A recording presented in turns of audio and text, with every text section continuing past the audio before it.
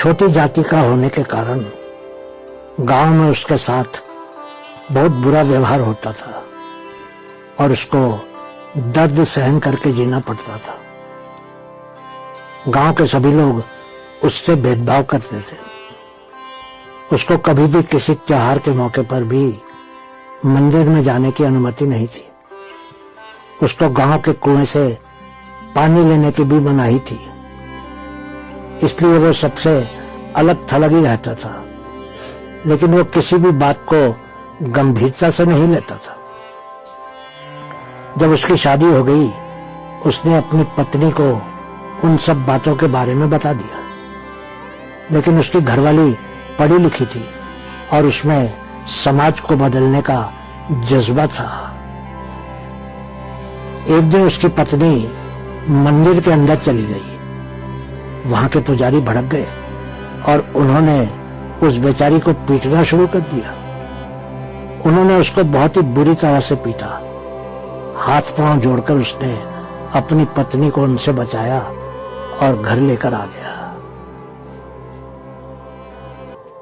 पत्नी को घर लाकर वो उसको समझाने लगा, लेकिन उसकी पत्नी नहीं मानी।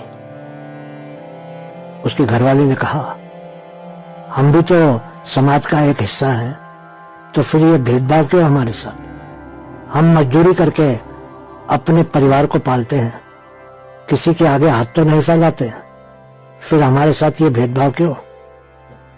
भगवान ने सभी को एक जैसा ही बनाया है, और जब भगवान भेदभाव नहीं करते हैं तो ये समाज वाले कैसे इंसानों को छोटी जाति और बड़ी जाति में बांट सकते हैं? वो बेचारा परेशान हो गया कि वो अब पत्नी को मनाए या समाज को। आखिर उसने अपनी पत्नी को ही समझाया और उससे वादा किया कि वो उस समस्या का हल जरूर निकाल लेगा। कुछ समय के बाद उनके घर में एक बेटे ने जन्म लिया। अब पत्नी फिर से परेशान थी।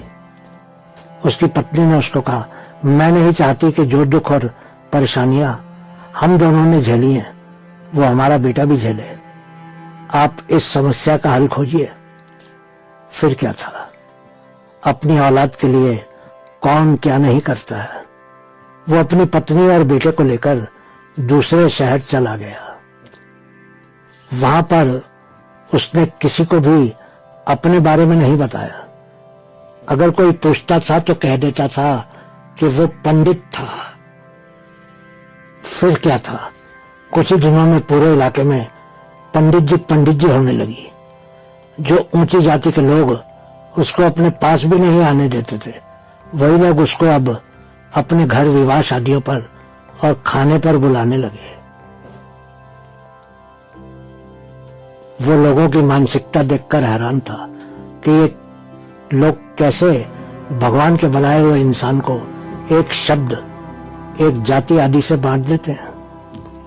वो सोचने लगा कि जब वो गांव में रहता था तो लोगों के धर्म जाति के कारण भ्रष्ट हो जाते थे, पर अब शहर में आकर एक शब्द बदला और पंडित हो गया, तो अब इनके धर्म को कोई फर्क नहीं पड़ता है। समय के साथ साथ उसका बच्चा भी बड़ा हो गया और सच में ही एक मंदिर में पंडित बन गया। लेकिन उसने अपने बेटे को यह शिक्षा अच्छी तरह से दे दी थी कि सब इंसान एक समान ही होते हैं। उसके बेटे ने बाप के द्वारा दी गई अच्छी शिक्षा के कारण कभी भी किसी के साथ भेदभाव नहीं किया और कभी भी किसी इंसान को मंदिर में आने से नहीं रोका। जब इलाके के लोग उसके पंडित बेटे के चरण स्पर्श करते थे तो वह दूर से देखकर ही मुस्कुरा देता था कि लोग कितने बेवकूफ थे। जो लोग कभी उसकी जाति को गालियां देते थे, वही उसके बेटे को पंडित जी कहकर उसके पांव छूते रहते थे।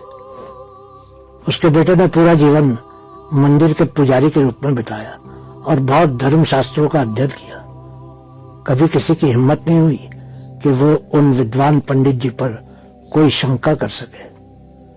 ये बात ठीक है कि उसने अपने आप को पंडित कहलवाकर झूठ बोला था, लेकिन वो उस रहस्य को अपने साथ ही लेकर इस दुनिया से चला गया, लेकिन अपने बेटे को उच्च जाति का सदस्य बनाकर गया था। दोस्तों, हम किसी की भावनाओं को ठेस नहीं पहुंचाना चाहते हैं, लेकिन हम ये बात जोर से कहते हैं, मानस की जात सबे एक ही पहचान बो। अब समय आ गया है कि कोई ऐसा कदम उठाया जाए कि ये जाति शब्द ही गायब हो जाए और सब लोग एक से इंसान हो जाएं। जरा सोचिएगा, इंसान अपने कर्मों से अच्छा या बुरा या ऊंचा या नीचा होता है, जाति और धर्म से नहीं।